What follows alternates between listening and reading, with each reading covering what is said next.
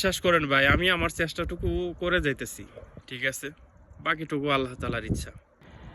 একটা জাহাজ সবচাইতে নিরাপদে থাকে বন্দরে, আর একটা বিমান সবচাইতে নিরাপদ থাকে এয়ারপোর্টে।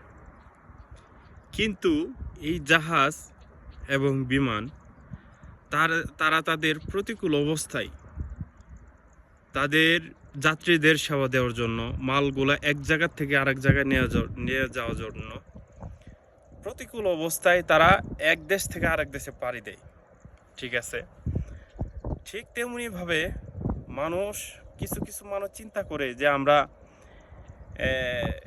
অল্পতেই কিছু করে ফেলবো, দেশে মানে ভাবে চিন্তা করে যে আমি এটা করব ওটা করব, স্বপ্ন দেখে। স্বপ্ন আর বাস্তবতা এক না, ঠিক আছে। আপনার ভবিষ্যতে কোনো কিছু করতে চাইলে মায়া ত্যাগ করতে হবো, দেশের মায়া, বাড়ির মায়া। তাই জীবন এত সোজা না রে ভাই, জীবন অনেক কঠিন, অনেক কঠিন, ঠিক আছে। যদি আপনি ভালো কিছু করতে চান, দেশের মায়া এবং ঘরের মায়া ত্যাগ করতে হবে, ঘর ছাড়া হতে হবে।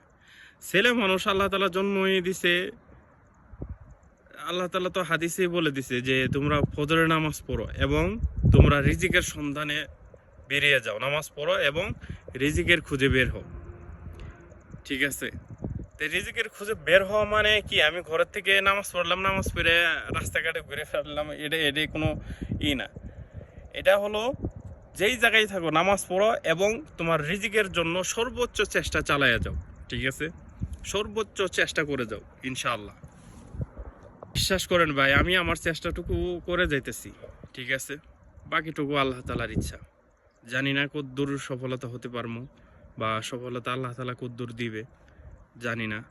তবে সবার কাছে দোয়া চাই, আল্লাহ তাআলা সফলতার দোয়ার যেন মানে অতি নিকটেই আনে এবং সফলতা অর্জন করার তৌফিক দান করে। এই আর কি, দোয়া করবেন আমার জন্য।